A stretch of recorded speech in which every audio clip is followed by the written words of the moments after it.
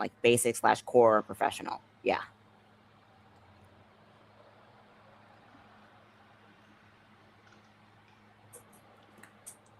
What I'm realizing is I have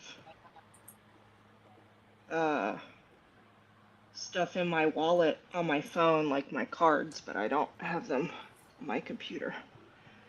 You See, can. because they're going to want, they're going to want your information. Yeah, I can't see the chat. So, okay. Okay, hold on. I'm having Well, trouble with my streaming. I'm live on Tig's end. Okay. I can't see the chat.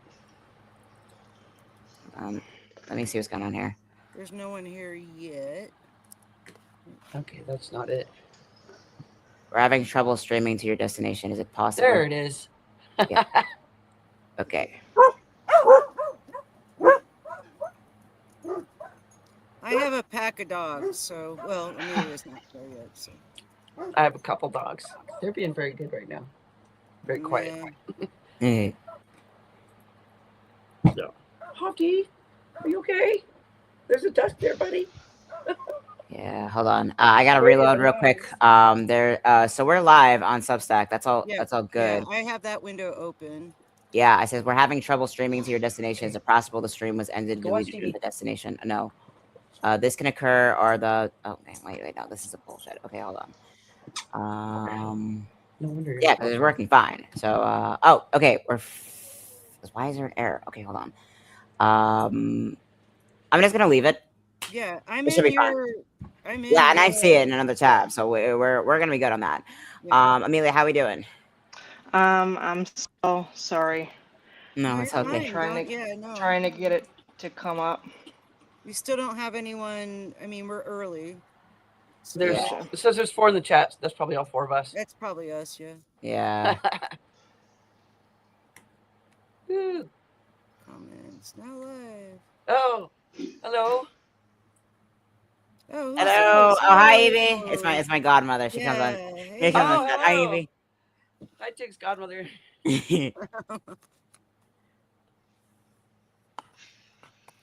We're just sort of getting ready to work out potential snags. We're actually not due to go live for 3 more minutes, but we are live working out some tech issues. Mm-hmm. And my dog's watching TV. Yeah. You can see it. Yeah, Hoppy, yeah. Hoppy. Hoppy. Yeah. Come on. I know. I said your name. I wasn't summoning you. I'm sorry.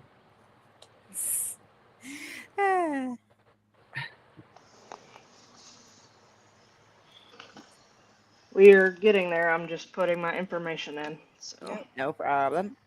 For the longest time, I only had the TV on for him. Oh, right. There is a couple channels like that, like Doggy TV. Yeah. Like Yeah, they have it at daycare. I have. This is called Pet Collective. Pet Collective. Yeah, that's the name of the YouTube channel. I love it. Yeah, my TV's on 24/7, and it's usually on like Nature Channel or PBS for my dogs when I'm not around. My TV's definitely off at night. Bedtime, TV's off. Yeah. Well, TV's in my living room. TV in the living room. All the heart hands. I'm not sure my reactions are turned on. Are they? I'm on the Substack side, so I just saw it. Yep. all right. So I got to my dashboard after filling out all the information. So now I need to do the destinations thing again. Yes. Now you can do the destinations. No. Go lay down. Go away. Sorry, my dogs are being. Is there it says add a custom RTMP destination? Yep. Yes, that's the one. Okay. Micah. So the URL, I'm assuming the URL is what you guys sent me. Yes.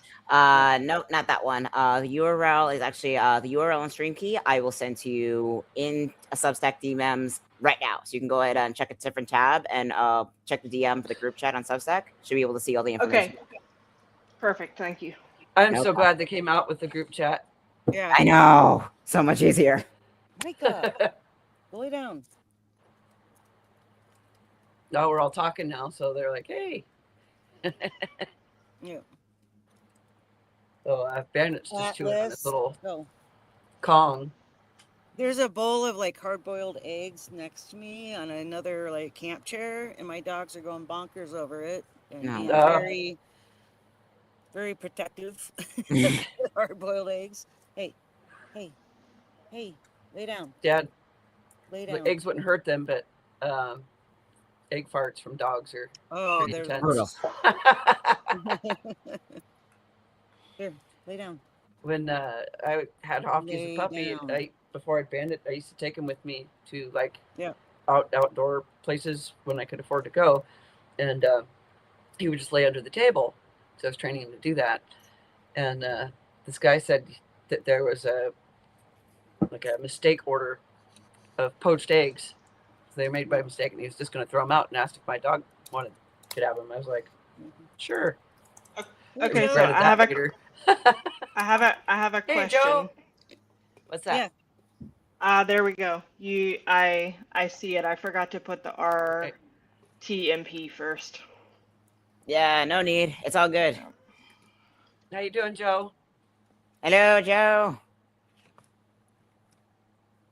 Yeah, we're just finishing up some technical stuff. Yep. But we will be getting going here real soon. Okay. Hang tight. Does anyone want to see the demon dog? Yeah. Ooh. Bandit, come here. Come here. Come here, Bandit. Ah, there's the demon dog. Can you see the demon dog? Oh, there's the bandit. Bandit little rascal he is.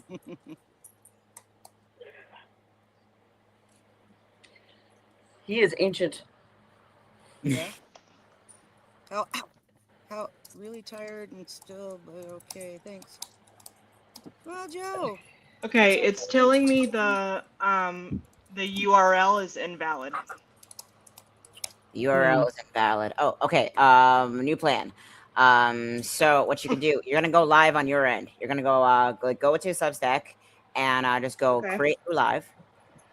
Okay. Mm-hmm. Okay.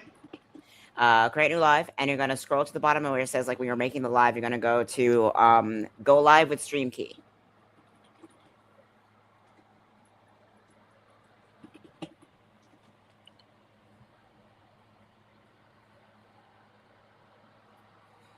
Where'd she go? I don't know. Amelia, still with us? You went dark. Dark. Uh-oh. We lost our gas. Oh god. Okay. I guess we'll be right back. I guess went to the lobby to get some snacks, I guess. What else? You went dark for a second. Oh my goodness. What are you doing?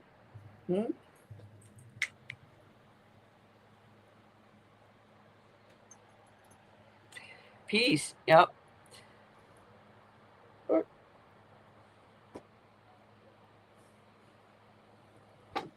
If you're not going to watch TV, I'm going to turn it off. I'm going to go ahead and remove, not kick, but remove Amelia from stage for now. Yeah, bring her and then tell her to come back. Yeah. Join the StreamYard.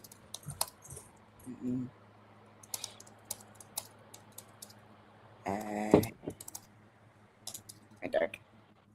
No.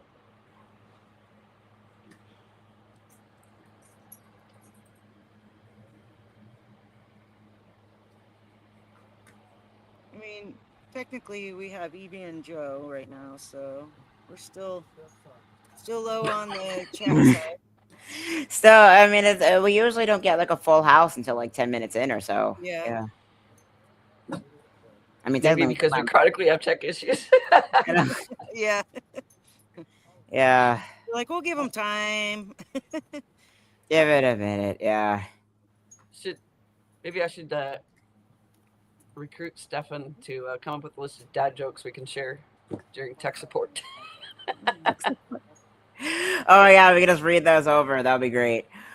Also, we still got to figure out like the pipeline for when we set this up. So I think like me starting like the live on my end through Substack and then looping that in is the fastest way to go about it.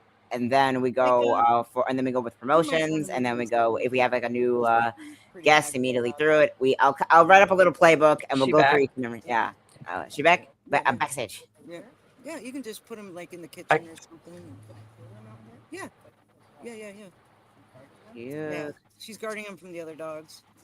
You know, maybe she just turned her camera off. Oh no, it's like gray. Yeah, maybe kick and then she can come back in and just. I don't know. You guys want to message her? I can kick her right now. All right, I'll message her. Wait, yeah. Open new tab. Go, guys! Come on. Sorry, chat. Oh shit.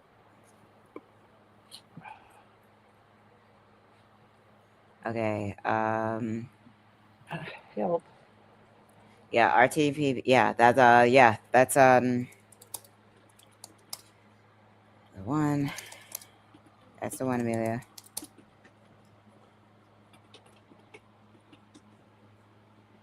Re-enter stage. Okay. Yeah.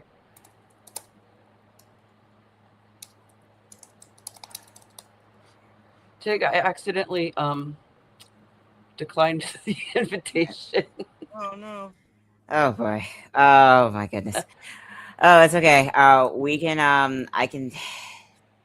Okay, hold on. It's okay. It's okay. It just won't show me live. It's not a big deal. Yeah, I won't show you that. That's okay. But that also means.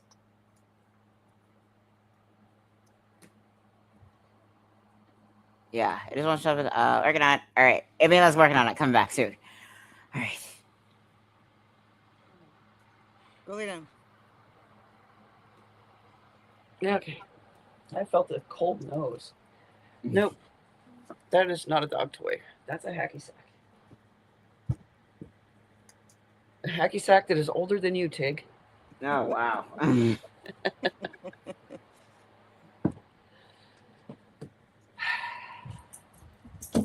I'm a sucker.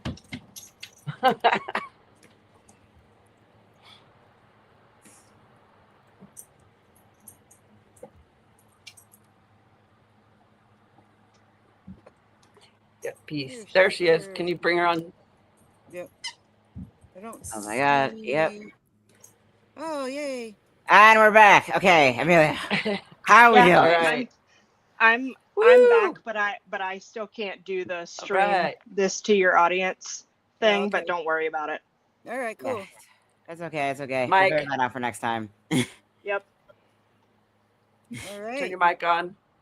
Mike. Oh yeah, mic's on. I think your mic is good. I think we're all good. Oh wait, no, not. Now it's off. Now it's off. There we go. I got her. Yeah, we're good. Okay.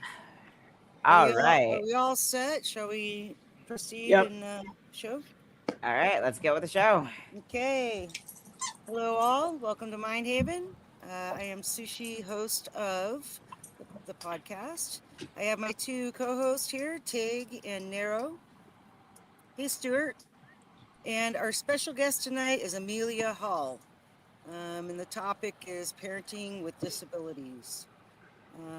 We do have a disclaimer we need to get out of the way. So, Tig, that's your cue. I'll take it away from here. Hello, everyone. Welcome to Mind Haven. Mind Haven is a safe space for discussing mental health topics and stories about mental health conditions from those with lived experience. We are not mental health professionals. If you are in crisis, please do not DM any hosts or participants. Instead, see the sources and links for supports and resources below. With that being said, let's get started, shall we? Absolutely.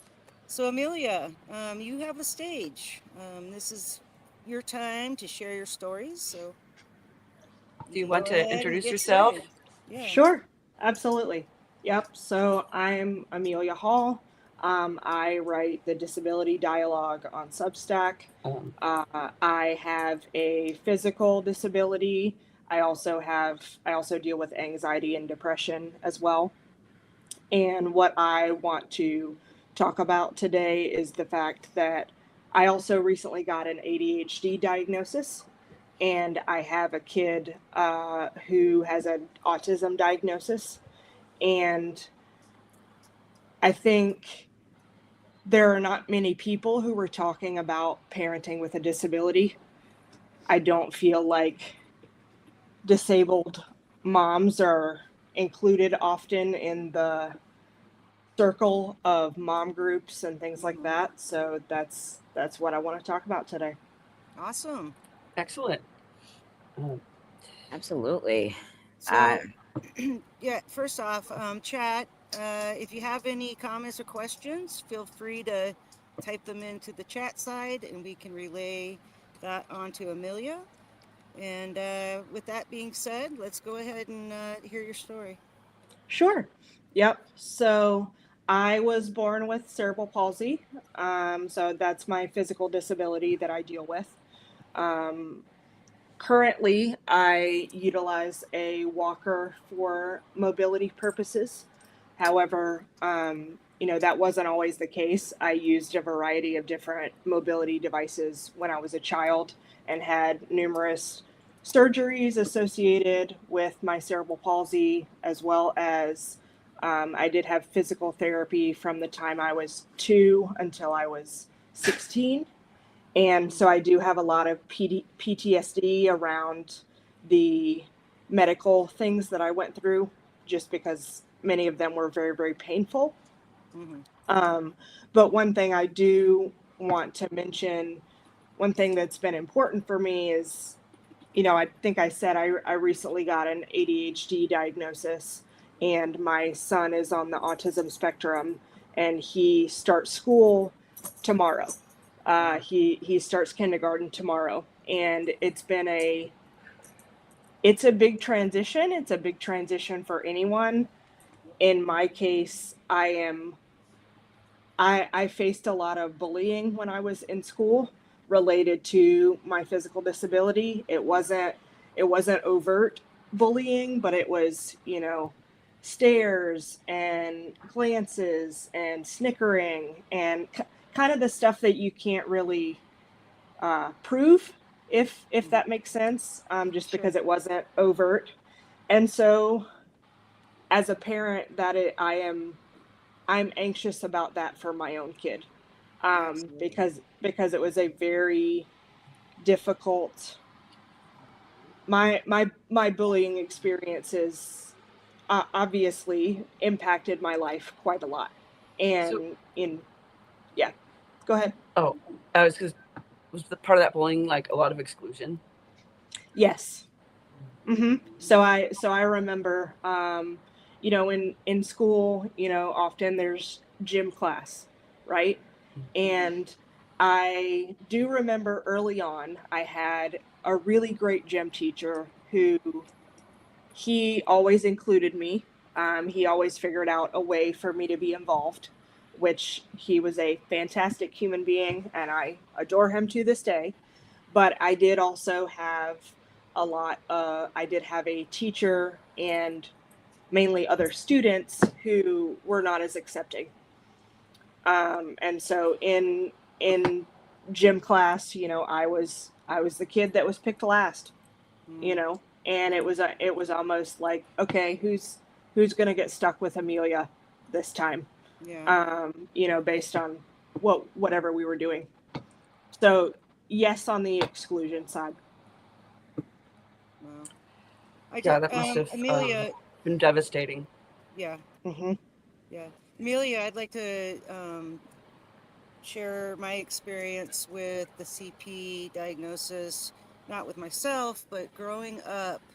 My neighbor I haven't lived there in a long time, but growing up, he had a severe case of CP with the braces up to the waist.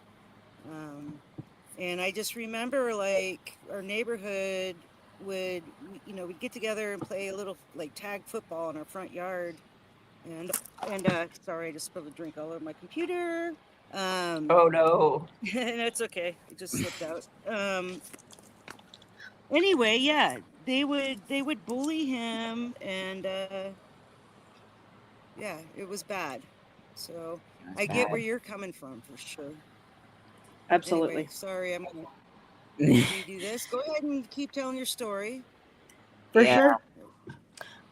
So I experienced a lot of, bullying growing up. I did, like I mentioned, the physical therapy that I had for much of my childhood. I also had very intense surgeries related to my disability, and that meant that there was a lot of time when I was out of school or, was homeschooled, things like that, and that obviously affected things school wise.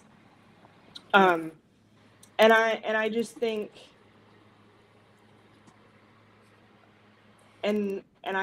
I remember when I knew that I wanted to have a kid, right? And I went to my CP doctor that I had as an adult, and this first There we go. and this first doctor that I spoke with, I mentioned, hey, I want to have a kid. And his response was, why would you want to bring a kid into a world with a disabled mom? Gross. I never saw that doctor again. Obviously, I found it's also better the providers. Yeah, it's also the implication that, like, this assumption that people with disabilities can't have sex and therefore should not have kids by default. Yes. It's really like eugenics vibes and yucky. Yeah. It's eugenics oriented, but also a lot of infantilization as well. Because, like, why would you want kids? Aren't you? What? Right. Yep. Thankfully, I found providers who, were supportive and, helped me through the journey and things like that. But unfortunately, there were some naysayers along the way. But at the same time, I've had a disability my whole life, and I've had naysayers my whole life. So it's just kind of a roll with the punches sort of thing. Yeah. And that's honestly, like, something that I remember growing up, because, like, that kind of, like, oh, the resilience is so impressive. The resilience, you just move forward anyway. Yeah, because I had to. Exactly. Yes. You did it because you had to. And I think balancing, especially that kind of reality, like, I'm on this picture myself too, like with your son especially, it's like, how do you balance this need for, like, go ahead and resilience? Well, go ahead and fight for what you want, fight for what you got, because the world isn't going to let you do it. The world's going to do everything in their power to make sure that you can't, to prove themselves right, essentially, for no other reason than to just be right. But for sure. How do you, that's a question I have for you, is like, how do you balance that as a parent, knowing the kind of stress and anguish that goes for you? It's like, do you encourage your kid, like, listen, this is the reality of it, and you got to fight anyway, but also just know that I'm here with you 100%? Or how do you become a safe haven for your kid? Gotcha. So, a lot of what I talk about on my Substack, the Disability Dialogue, is the importance of bringing disability into everyday conversations. And so I've tried to do that with my kid. He is just 5, and because he's on the autism spectrum, I don't know how much he's absorbing. He obviously understands that I do things differently, and I have mobility aids and things like that. But I also have to look at, okay, where is he developmentally? Because I have found for myself specifically, just because he's the only child that I have, there's not a playbook for how do you talk to your kid about the fact that you're a parent with a disability. Yeah, there is no playbook for parenting at all. Exactly. For that. Right. Yep. And so that's been a big learning curve for me. I think the main thing I've realized is the importance of simply talking about it. Sure. I do not want my kid to think disability, my kid or any kid, honestly, to think disability is taboo or something to be shameful of, or something, to pity, things like that. And so I do, that really is an important part of, why I write on Substack. Is my plan is, or my hope is, to create a community of people who are interested in learning about disability inclusion. So related to that, I do have my background is in social work. So I have a master's in social work, and I also am a accessibility specialist. So I work as an accessibility specialist for a bank. So not only do I have the disabled lived experience, I also work in the disability field. And so my hope with Substack is to kind of merge those worlds and use my experience and also my knowledge to educate other people. That is awesome. the way. Because I think like education honestly like gets sidelined completely because you can't shame or torture or hold people accountable for not knowing something that they have no way of knowing otherwise. It always starts with education. Yep. And so that is my focus, is to be that education space for people. And so what I've said in a couple of the posts I've made is I've said, look, even if you have no knowledge of disability at all, this is a welcome space for you.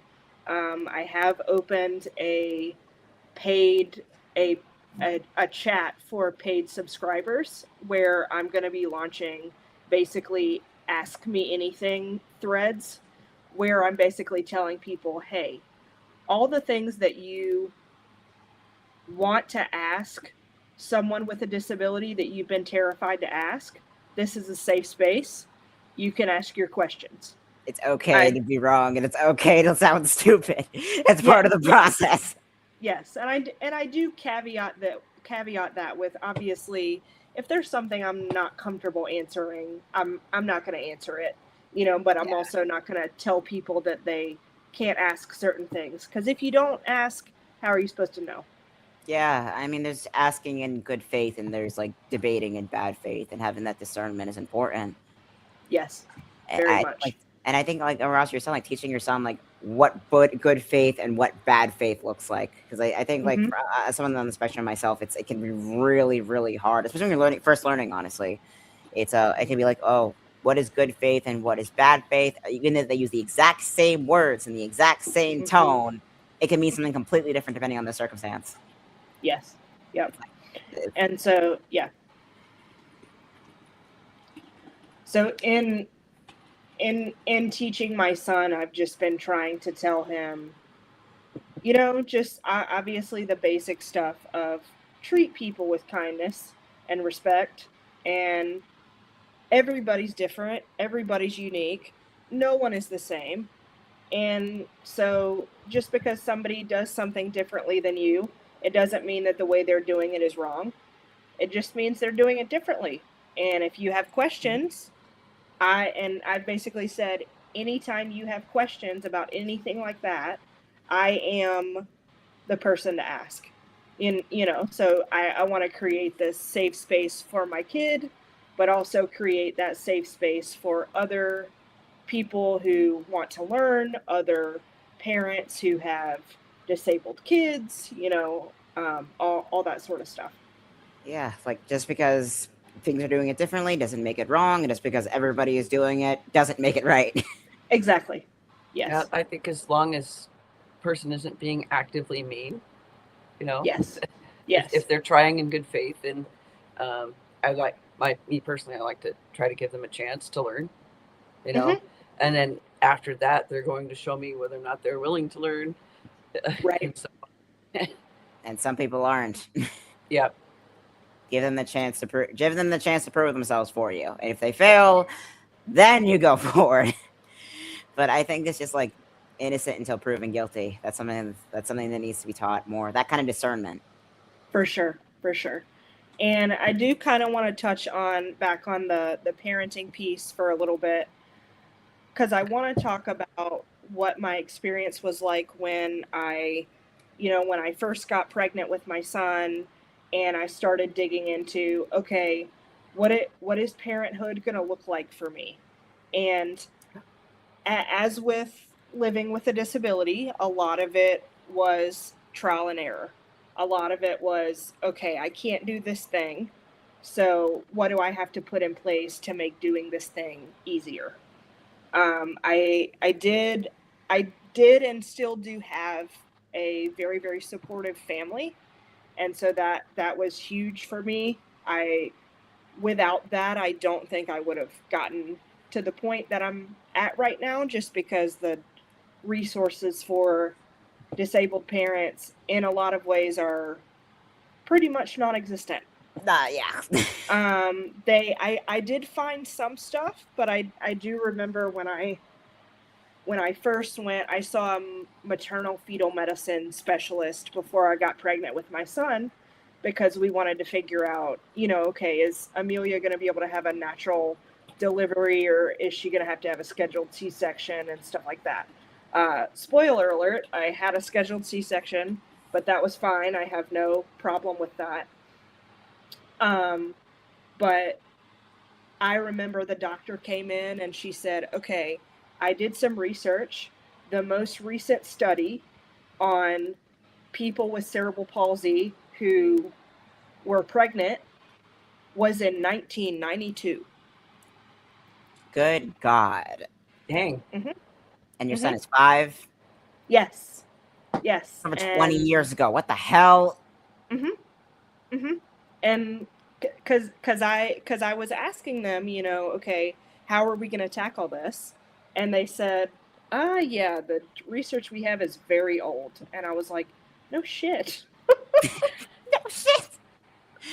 Oh my God. So this is gonna be I can't imagine, honestly. Yeah.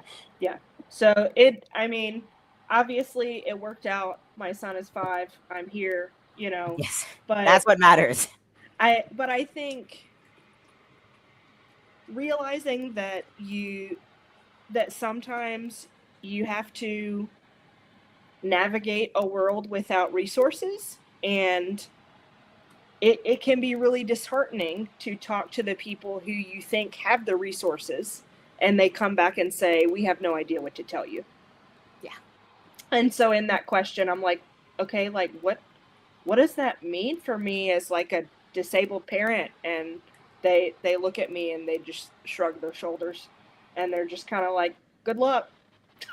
Yep. I'm out of my depth here. There is no playbook written before this. Yeah. And I know that regular parenting doesn't have a playbook either. So I acknowledge that, but I think what I'm trying to point out is when you add disability into the mix, it's a whole nother ball game, because every resource that is out in the world for moms to be, or parents, or people who are moms, a lot of depending on the disability, you can't just take what is put in a regular parenting book and just use it one for one as a parent with a disability. Yeah. And even that old dusty study from like the 90s, what was you go into looking at it like, what was the control group, who was actually being studied at that point, what were their demographics, what was available at the time, where was it done? It's like, we're out of our depth here. Yeah. 100%. Yeah, but honestly, I think there's pride in being the first of things. Absolutely. There's a lot of pride in being the first. Yep. So, I've mentioned, my Substack is called the Disability Dialogue, and I actually recently changed the name. So prior to it being the Disability Dialogue, it was Trailblazing with CP. And part of the reason why I picked that name is because I didn't have many role models, people to look up to when I was a kid. I, didn't have someone who could tell me, hey, this is how you navigate the world with a disability. And so it's always been my hope, even though I changed the publication name and things like that, I want to be the person that I didn't have as a kid. Yeah. I want to want to be that person for other people. Be that person for your son. That's commendable. Yes, absolutely, 100%. And I think this is why, like, we need more disabled parents, honestly, because the world that you grew up in, you want to leave it for the next generation, and that's exactly. You want to make things better. 100%. Have you heard of Josh Blue? Yes, I adore Josh Blue. That's awesome. Yeah, I first saw him. He's fantastic. My goodness, I am not familiar. Who is Josh Blue? He's a comedian that has cerebral palsy. Mm-hmm. Yeah. Oh my goodness. Oh, I have another question. Really funny too.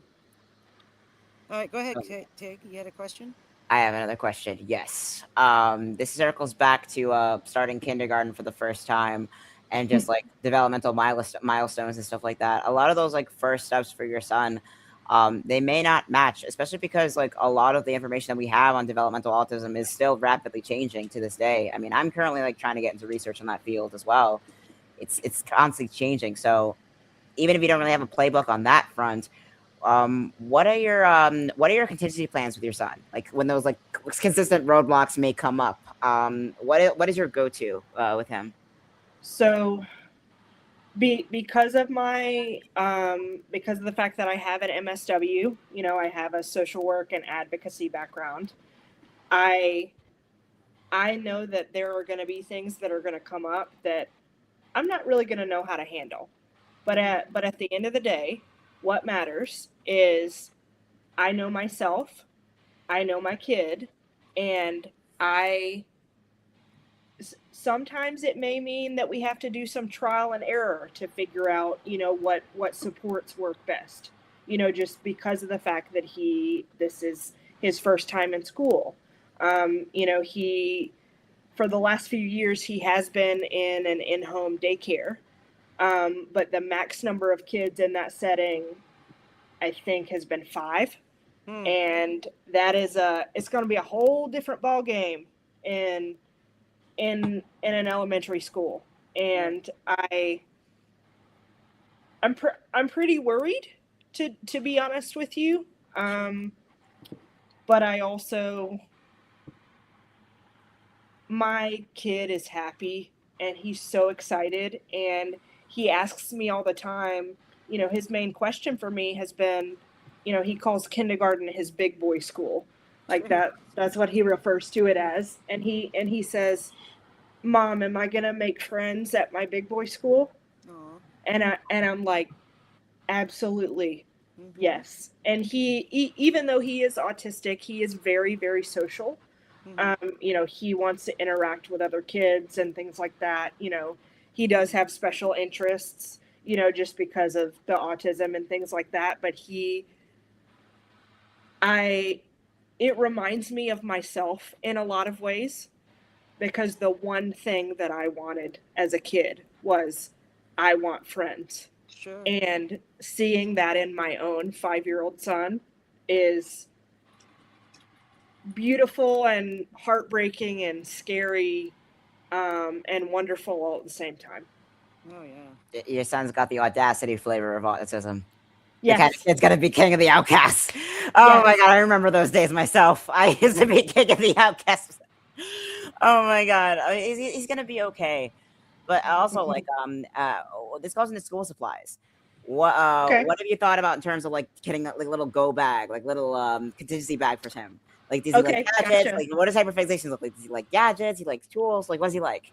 So he is into gadget type things, and it's really interesting that you brought this up, because I was literally thinking about this earlier today, and I realized that, okay, I probably should have been thinking about it weeks ago, because he starts kindergarten tomorrow, but it is what it is. He does have a, you know, like a stuffed animal that he's really attached to, that we are planning to send in his book bag. I don't know if he's going to be able to have access to it. And so with that being the case, I did do some research earlier today, and I found some sensory wristbands that have different textures, just in terms of, if he gets overwhelmed, things like that. He is specifically very affected by sound and noise and things like that. And so we did, his meet the teacher was on Friday, and we spoke with his teacher, and the first question I asked was, okay, I haven't bought headphones for him, but because of the fact that he's going to be in the gym and the cafeteria where it's going to be super freaking loud, I recognize that that's going to be important to have. And she looked at me and she was just like, Amelia, you're fine, because I already have 2 sets. Oh, And nice. so I already have some, so please don't feel like you have to go out and buy any. And so I'm hopeful that it's going to go well. I know that it's going to be an adjustment period. It's going to be an adjustment period for me as well as my son, but he seems so excited, and he can get overwhelmed at times, but he's typically the kid that he wants to be involved in as many things as he can. And so I'm excited to see him flourish in kindergarten. And right on. Oh, So is he going into like a public school? Yes. Specialized school? Okay. Correct. Yes. So he is going into public school. He will have an IEP, and he'll be part of like a pull-out program where, he gets pulled out 20 minutes a day just to get more specialized instruction. But based on, assessments and things like that, he didn't meet criteria, so they said that he didn't need full special ed. Sure. And from my perspective, being a person with a physical disability, I went to regular school. I went to mainstream school my whole school experience, and that's all I've ever known. And honestly, I think having my son in a similar environment, it will allow other kids to be exposed to autism. Absolutely. And kids who are different and things like that. Yeah. But you better believe if I hear of any bullying of my kid going on, I'm going to be the mama bear that's breaking down the doors of the school to let me in. With the axe. Yeah. Uh-huh. Oh, that actually reminds me. What stuffed animal does your son have? What kind of stuffed animal is it? He has a penguin that has buckles on it that he has named Buckle, and he sleeps on it every night, like, even though there's buckles. And so you would think, okay, that'd be super uncomfortable, but he's very, very attached to it. Yeah. And I had this idea, because even if he can't bring the penguin or have access to the penguin with the buckles, would one of the buckles be good to like add to his wrist so he could have one of the buckles with him? Or like a communicator with the headphones, something you can still talk to the penguin still, even if it's not with them. Interesting. I like that idea. And that's an awesome show and tell for that. Thank you for that. I appreciate the idea. Tig's brilliant. Yeah, Tig is way brilliant. Yeah. Oh my God. Amelia, I work at Utah Schools for the Deaf and the Blind. I've been there 25 years. So I have worked with deaf students, blind students, autistic students, deaf blind students, right? And some of the kids are mainstream. We have a high school right across the street. Junior high's real close. So I'm happy to hear that you're going to mainstream your son. I think that's super important. Like you said, for other people to recognize that, hey, they're human too, Yeah. And, most of the time when I was in school growing up, or maybe even the entire time for K through 12, but at least most of it, disabled kids were separated from mainstream, and like, not if they're like in a wheelchair disabled, but if they were in any way that learning made things harder for them. Yeah, or if they were deemed like a problem, like I was back in the day. Oh yeah, I was a problem, but I wasn't deemed disabled or ADHD either, even though I was both. I just got in trouble all the time, which really sucked. Yeah, it does suck. But hate school. Yeah, their isolation really doesn't help anything. It really doesn't. I mean, there's means for like temporary, but even if it's like the same curriculum, it's like the isolation honestly does more harm than good in the long run. Like, are you gonna keep them in this closed environment forever? Because they got to be around other people eventually. Mm-hmm. Exactly. Yep. Yeah. And I did better in gen ed classes than I did in special ed program that I had at my district. Didn't matter. My mom was dead set on isolating me because she was convinced isolation was the way. But I'm really glad we need more, like, honestly, people with social work experience and general education experience who are disabled themselves and understand how a lot of these resources, they may look on paper like really, really great. Like, oh, this looks on paper, it's perfect, it'll fix everything. But in practice, it's a shit show. 1000%. You're preaching to the choir. Oh my goodness. Another question I had. So what is your son's like favorite hyperfixation at the moment? What is his special interest right now? So he loves cars, which I know is pretty typical, for a 5-year-old boy. He did also at one point really love trains too, and my dad actually so not this month, so actually last August, for my son's 4th birthday, he built my son a train table, so that he can stand at it, and he got the Brio tracks, like the really good, Oh, good quality ones, good shit. That's a good kid.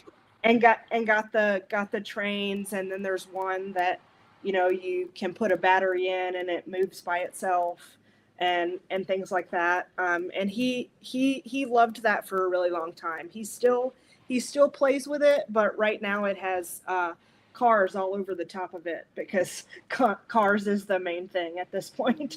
Cars, same thing.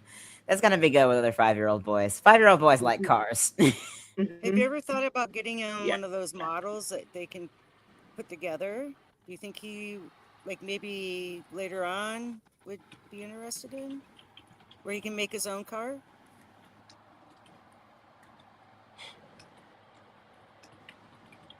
Hello? I think we're frozen a bit. Okay. Did she freeze?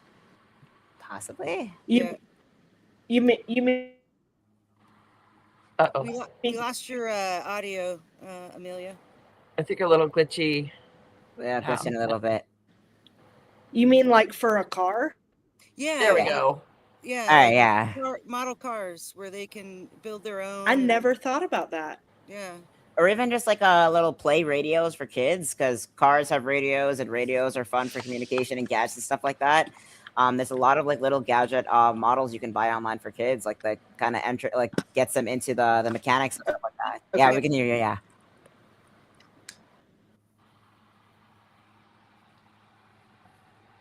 Yeah. Okay. So with us? Yeah, I think she's frozen on her side. Frozen. Yeah, freezing a lot. Doggone it. Oh, it's also movement. Yeah, it's wow, patchy.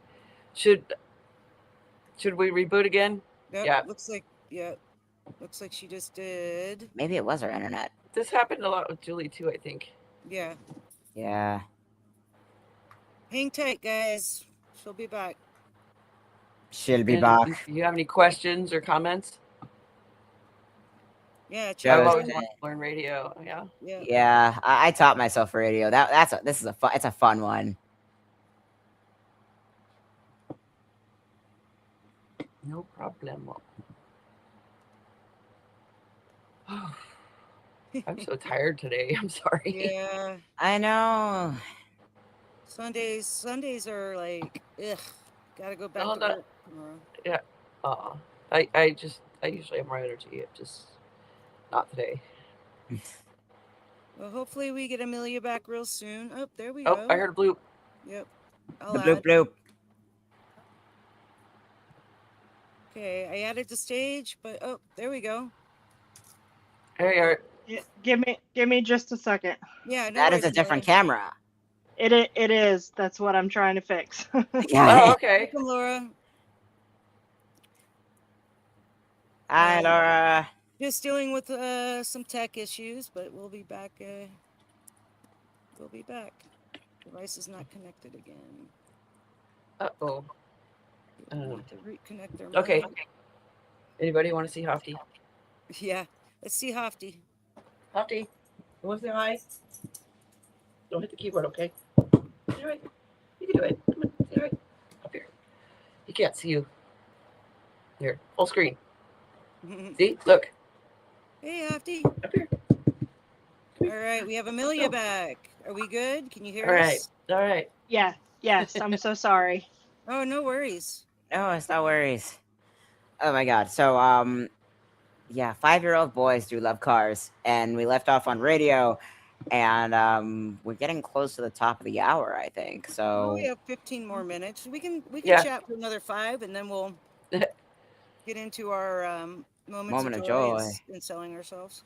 Oh yes, the shameless plugs. Oh my goodness. Well, before that, one more question I had for you. In terms of your work on advocacy and also like in accommodation work, essentially, what are your top 3 accommodations for kids in the spectrum? Regard like 5, 6, 7-year-old kids in the spectrum, in not just social dynamics, but in terms of like special interests. Like, what are your like top 3 special interests that are good for across the board, really popular? Interesting. Okay, so you mean what do I think are the top special interests among autistic kids? Not autistic kids in general, but like for your what was I going for this? Oh my god, I lost it. Hey, Joe has a question in the chat. Can we address that real quick? Oh yeah. Joe asks, any opinions what a caseworker might be like, what they are, do they help with appointments and service needs, I guess.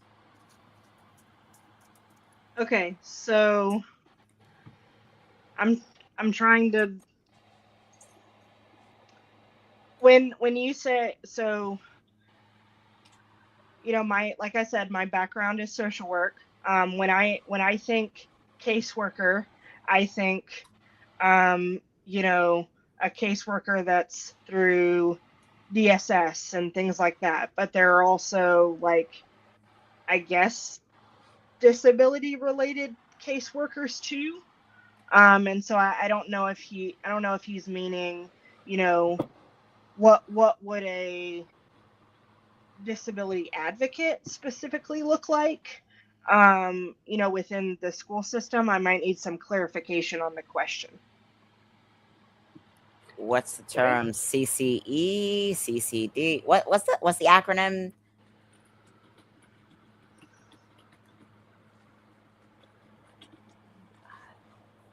I'm not familiar with what you're. I know. I know. It's okay. Joe said, I just said the caseworker will contact me through Medicaid, so disability and autism related adult. Yeah, so that's like more like disability advocacy kind of thing. Not really in the school system, I don't think. Right. Yeah, that's more life logistic shit. That's some logistics. Yeah. Oh my god. But I remembered what my question was in regards to what I was trying to get on board.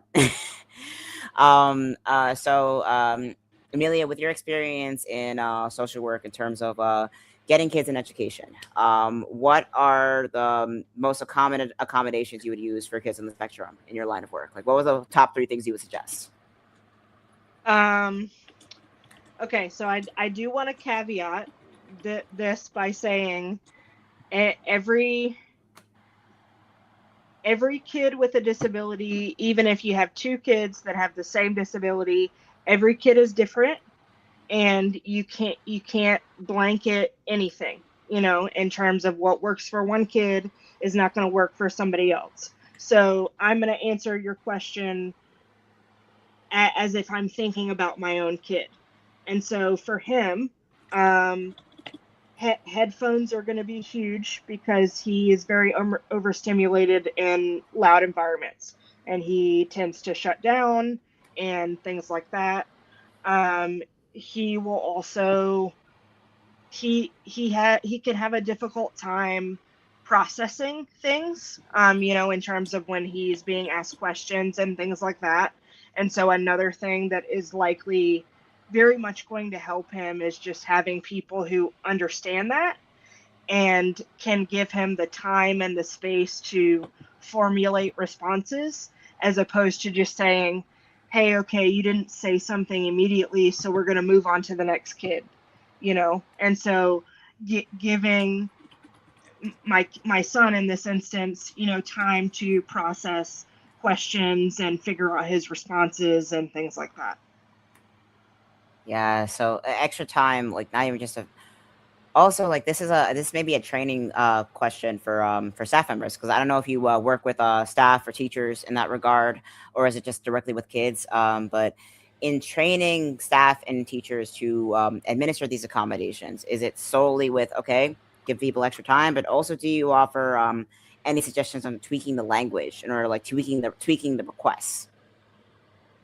So I do want to cat.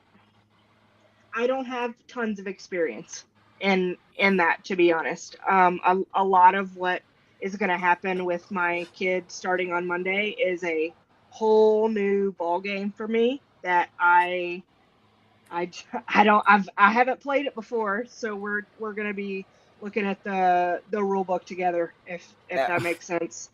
And in terms of my accessibility work, I do provide. I'm an accessibility specialist for a bank, so I don't work directly with kids, but I am trying to, you know, just make disability a more something that's talked about more in everyday conversations. And I do have experience. When I was in college, I spoke to a lot of elementary schools about elementary school kids about just the importance of inclusion and, you know, just anti-bullying type things, things like that. Oh, that's exciting. So this literally is a new world for you, like professionally and personally. Yes. Yes. Like originally offering disability consulting for a bank. That is huge. That's awesome. Yes. Mm-hmm. Yep. I love that. Me too. Oh my gosh. Jay has a question. If you are neurodivergent and seeking work accommodation, what is your number one everyone needs to know advice? Ooh, good question. So I think one thing what I would say to that is, you know yourself best. So if we're talking about the person who needs the accommodation, who's seeking out having support, you know yourself best. And if for some reason you know you need support but you can't specify that, you know, then do some research. But what I like to tell what I like to make sure people understand is, in terms of workplace accommodations, if you don't actually include the person with the disability, if you say, oh, hey, you have ADHD and this is something that's worked for somebody else with ADHD, you know, kind of like I said before, you can't blanket statement the situation, because what worked for one person is not necessarily going to work for somebody else. And so the importance of being open to that. Great answer too. Be wary when someone in a higher position of power professionally says, "Oh, this is an accommodation," when they're really just screwing up your routine because they feel like it or because they assume they know better. Mm-hmm. Yep. So the person with the disability is the expert on what they need and their own life, and they should be driving the conversation. That doesn't always happen, but it's what needs to happen. Absolutely. All right. Well, we are at the top of the hour. We have about 6 more minutes. Jay just said we are all so different. It is so important to be involved as the SME. So with that, let's go ahead and carve out our joy for the week. Amelia, would you like to start with that? Sure. Yeah, absolutely. So I have a best friend that I do not see super often, and she visited me this past weekend. We usually get together. We try to get together at least twice a year, and so I was able to see her this weekend, and having that visit right before my son starts a huge giant transition that's also a transition for me, was a just kind of way to sort of settle myself and, kind of get in the good headspace that I need to be in, because I don't see my best friend super often. So it was fantastic to see her. That's awesome. That is lovely. Yeah. Yeah. Nero, do you have something you would like to carve out? Yeah. Well, so Friday, out of state though, but my nephew got married, my younger nephew, to his wonderful new wife, Ashley. We all just love her a lot. And it was a really beautiful wedding. It was nice to see a lot of people. The ceremony was short and sweet, right? And then, so it was kind of the reception, but it was a good turnout and very well put together. And there was lots of happy tears. Yeah, that's amazing. And the wedding is around the bend. Yeah, I kind of have a social hangover still, and you know, happens. Road trip hangover. I'm getting ready for a road trip. All right. What about you, Tig? I accidentally decided to pull something out of my brain and made a new video game. It's called Bullshit Bingo. Bullshit Bingo. Yeah. Oh my god, yeah. It is a full-blown web game. You kind of like Kahoot. You can play it solo, you can play it on your own, or you play it with friends with a little share code, and you can just open it on your phone or on your laptop and pull up the news or any source of media you want, and you just click up, and first person to bingo wins. It has every logical fallacy, talking point, propaganda, talking point, bit, whatever it is. And it's 10 editions so far. So you can just pick your topic, whether it be reproductive rights or Neuro had a funny one. I made Dude Bro Edition, which is designated for like calling out red pill propaganda. That one's a funny one. But there's a lot of others in there you can look through, and I find it's an easy way to watch the news or really just any piece of like tough media content without losing your mind. Sure. It makes it helps it easier, and it also like forces you to be like cognizant of what you're watching, which is something very needed these days. Yeah, I gravitated to the Dude Bros one because I used to make a lot of jokes about Dude Bros years ago. I've been doing that lately. Oh my god. Yeah, but there's a lot of other editions in there too. You can just take it out. I will probably have to post another link to it, repost another link for people to see it on my page on Substack. So yeah, play it like. We should just put it in the chat. Oh, that's a good point. I shall put it in the chat now. Right on. All right. Well, so how about you, Sushi? Yeah. So as my co-hosts know, I love to go fishing a lot. I typically just pick up small perch here and there. However, last night we had the monsoon rainstorms, very heavy winds. It hailed, but I toughed it out at the pond that I like to fish. And after the storm blew over, and right before I was going home, I caught a largemouth bass that was a lot of fun to fight and bring it to shore. And it's going to be dinner tonight, so. Largemouth bass is a fight, but it's they worth fight it. like crazy. It was so much fun. I've never had it. Yeah. So I miss fun fishing. Yeah. So yeah, Tig just put in the link to Tig's new game, the Bullshit Bingo. And with that, let's go ahead, Amelia, go ahead and let everyone know where they can find you. Pay at your own peril. Did you mean play? Damn it. Oh my god. It happens. Sure. Yep. So I'm Amelia Hall. I write on Substack at the Disability Dialogue. Please come and join me. My main thing is I'm just I'm trying to make disability part of everyday conversations, and everybody is welcome. Come say hi. Yeah. Yeah, I've been enjoying your content. Thank you. Yeah. And Nero. Well, I narrowed over to Hodgepodge, Substack, YouTube, Twitch. Still haven't been over on Twitch for several weeks. Also just started a Ko-Fi account recently, and I do have a Buy Me a Coffee. I received one donation ever. It was like when I first started it was for $25, and nothing since. Nice. But yeah, I got to, after I get back from the next road trip, start figuring out how to juggle my socials. So you'll mostly see me on Substack until then. Yeah. All right, and Tig. Hello, I am Tig Mansueta, also known as Tiger M, a Royal Tiger as Twitch. You can find me on Substack as I write the publication Tigology. I post a lot of my papers as well as like essays about the world and everything in it and things we could do to make it better. You can follow me on Substack, on Twitch, YouTube as well. There's a lot of new projects coming up.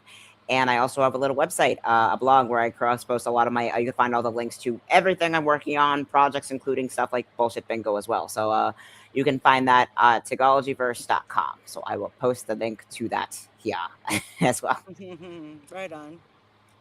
And you can find me at Sushi or Sushi Quote Jen, host of Mindhaven on Substack, also on YouTube. I do have a Facebook, but it's more of a personal thing. I was streaming to it, but I decided to just stick to the Substack and YouTube. All right. Well, Stu came in super late. Sorry that, we're just about ready to close out the show. But please... we'll have a recording later. Yeah, we'll post the recording. Please join us every Sunday at... what is it, 4:30 Pacific, 7:30 Eastern. Mm-hmm. Yeah, that's the one. We have a different guest every week, and thank you, Amelia, for being here. Yes, next week we have Stefan Pasek. I'm sorry, who is it? Stefan. Oh, okay. Stefan. Yeah. Nice. Oh my God, we gotta have more conversations, Amelia. I wanna dig into more of your brain on terms of workplace accommodations and workplace etiquette and stuff like that. Absolutely. We can do a part 2 in the near future, so we can dig deeper into that kind of conversation. I'd love that. I do one thing quickly. I do want to mention, starting in September, I am starting a Parenting with a Disability series on my Substack. So please come join. Yeah. So you're gonna do a live show surrounding that. I'm mainly just going to be writing articles about just my experience parenting with a disability. Awesome. Yeah, I will definitely. Stacy says, wish you good luck with school tomorrow with your son. Thank you so much. Yeah. Godspeed. Also, like the buckle idea would be great. Yeah. Yes. I like yes. A little buckle gauntlet, like Power Rangers. All right, y'all. Well, happy Sunday. So we like to throw out the hearts. Thank you all in the chat for being here, and we will see you next week. Later, people. Yeah, and Amelia, bye. Stay on stage. We always do a backstage debrief. So, okay. See y'all backstage.